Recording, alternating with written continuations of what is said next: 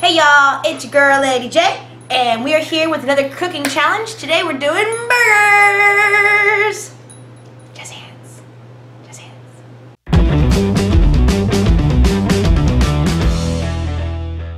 So, for our burgers, I've already got a lot of stuff kind of prepared. In this bowl here, I've got minced onions and bell peppers. It was 2 bell peppers and 1 onion, sweet onion. We always use sweet onions because they're delicious. And screw all the other onions because they don't count.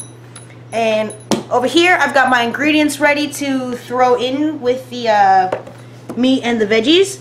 I've got 3 eggs because that's quite a bit of meat right there. So I want to make sure that it's nice and sticky so the burger patties end up sticking together, which is a good thing. Otherwise they fall apart and then you just get ground beef and then it's not a burger at all.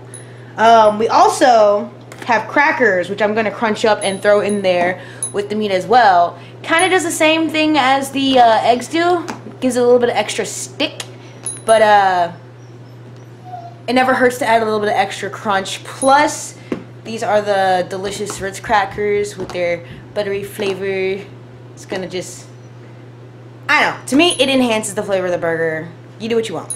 Then for our seasonings, we've got my staple, Lowry's seasoning salt, because oh my gosh, it's delicious.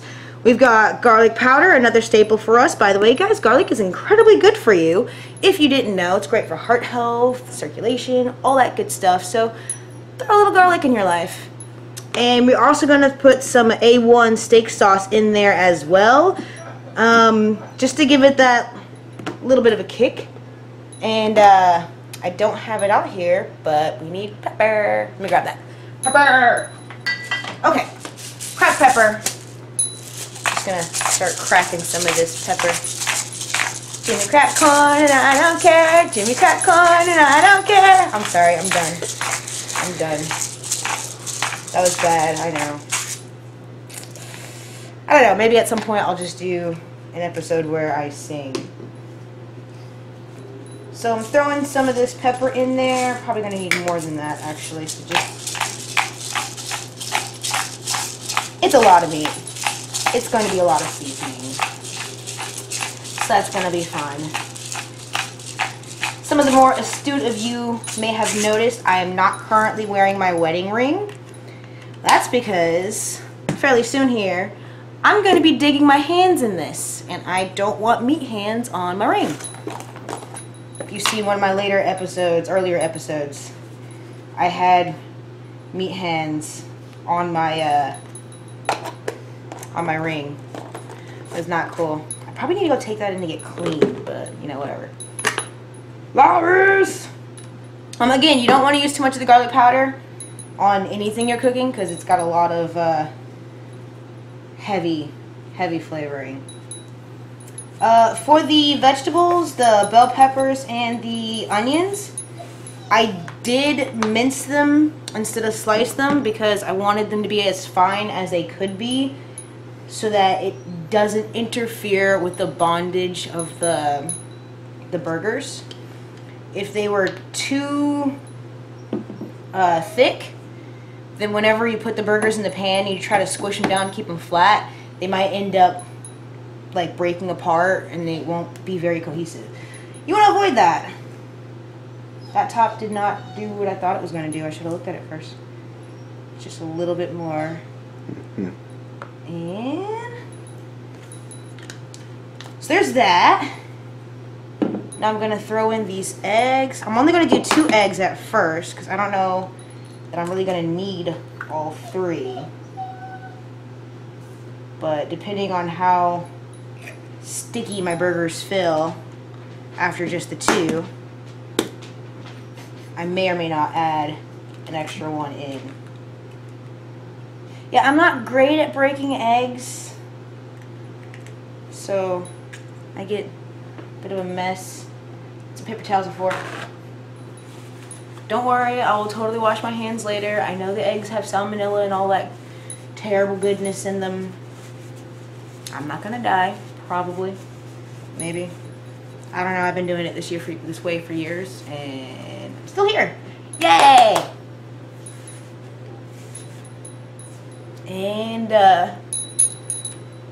get some of these crackers in here.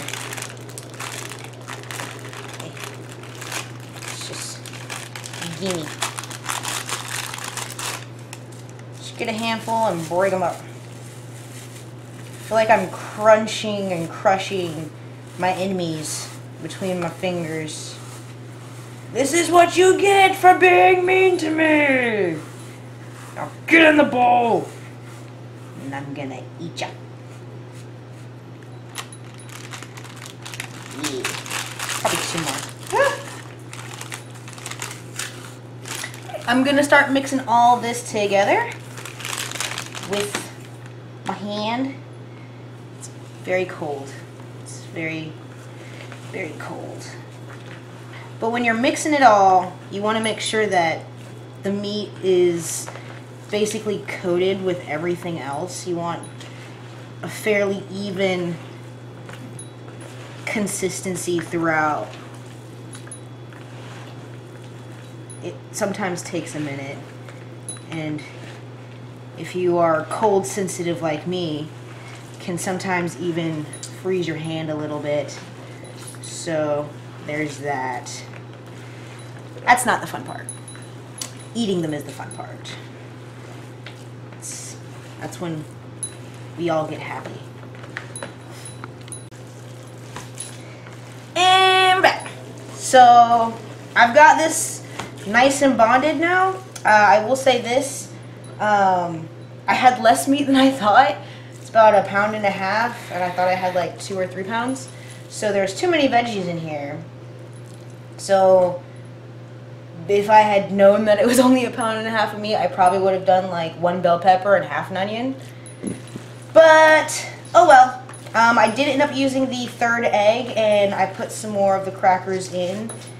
See, that's how many we have left now. I don't know if anybody was paying attention when we showed the crackers before. But whatever. Either which way, at this point, now I'm going to start forming the actual patties out of my bowl o' meat. Bowl o' meat. So I kind of freehand it. Just go in, grab what I think is a decent amount. That's probably too much. Get off. Get out of here. And then I just ball it together and flatten it until it looks like a burger. Now, the thicker your burgers are, the more difficult it will be to ensure that the middle is cooked properly. You don't ever want to eat raw meat, so making sure that the middle of the patty is thoroughly and properly cooked is very important. So that's why I'm trying to flatten these out. Like, that one's probably too big, but I'm gonna leave it and see how it does. But throughout the cooking process, when it's actually in the pan, I will slowly kind of flatten it out over time. So if your burger patties are thicker, in order to make sure that they cook all the way through without burning or charring the outside, you can use a lower temperature. This, of course, is going to make them cook slower, but it will make it to where it's much less likely for the outside of the patty to burn and the inside of the patty to not be fully cooked. So with that extra egg and the extra crackers we added, they are bonding a lot better. I still expect these to fall apart. Too many veggies. So this has been a lesson in what not to do. Learning all kinds of things today. But yeah, I'm gonna keep making patties until I have all of this done. And then we'll come back and we'll throw them in the pan. Yay! Yeah, so burgers are all done. And now we're gonna put them in our hot skillet and start to cook them. So I'm gonna grab this one.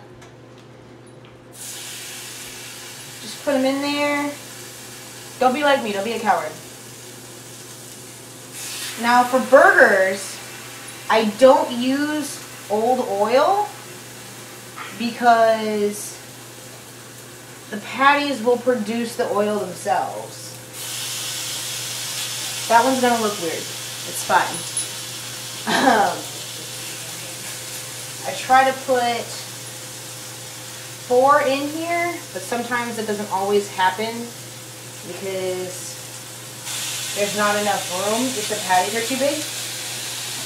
But they do start to shrink up. So I'm going to let them cook on this side for a little while. I'm actually watching the sides of the burger. If you pay attention to the side, you can see it starts looking like it's cooking, and you can see the heat creeping up the side of the burger. So it'll go from the raw coloration that you see on the burger before you put it in the pan, and it'll go to a color that is more closely related, like looks closer to a cooked burger. So just kind of pay attention to that. Let them sizzle up. You might want to get your spatula. Wipe some of the burger off my fingers. Grab your spatula and make sure that they stay flat, because your burgers will have a tendency to shrink up as they cook. Just like any meat that you throw in a pan, as it's cooking, it'll start to shrink up and shrivel as the meat kind of tightens up. But just kind of make sure you just keep them flat, because the flatter they are, the less thick they are in the center. Like I was saying earlier, the less likely you are to have undercooked burgers by the time you take them out. So once you see that creeping cooked coloration on the side has gone a little more than halfway up, you can generally flip them right about then. But since these are not as cohesive as I would like, I'm pretty sure if I try to flip them right now that they will fall apart. So what I'm going to do instead is I'm going to let them cook a little bit more on the first side to help that first side get tighter, so it's less likely to fall apart when I flip them. Now it's already producing a lot of grease in here on its own. Again, that's why I didn't put grease in the pan originally. If there's too much grease in the pan, your burger is going to taste basically boiled. Not to mention, it'll pop a lot more, and it's not fun to get hit by hot grease when it's popping. So yeah, we're going to cook these up, and whenever it's time to flip them over, we'll come back. Yeah! Alright, so the cooked side looks like it's been quite well cooked. You can see the cooked edges has creeped all the way up the side. This one is even starting to get up onto the top, so I'm going to try to flip them. Start with the little one here. And click. See, it's still trying to fall apart on me there. Try this one. Okay, that one's cooked a lot better. Now these burgers are far from done. They're not like done, but they were done enough on that side that I was able to flip them with confidence, and I didn't feel like they were just gonna fall apart and then go all over my skillet, and then I just have brown meat instead of burgers. So yeah, I'm gonna keep cracking at it. You notice I'm trying to flip them away from myself because, like I said, hot grease when it pops you, not fun, not at all. Yeah. But I'm going to get these burgers finished off, and then we'll finish the rest of them, and we'll come back with the results. Ah, son of a bitch! Stop it!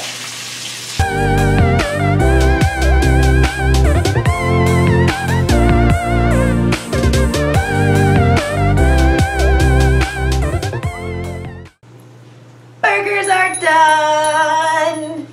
Yeah! This is the result of our hard work.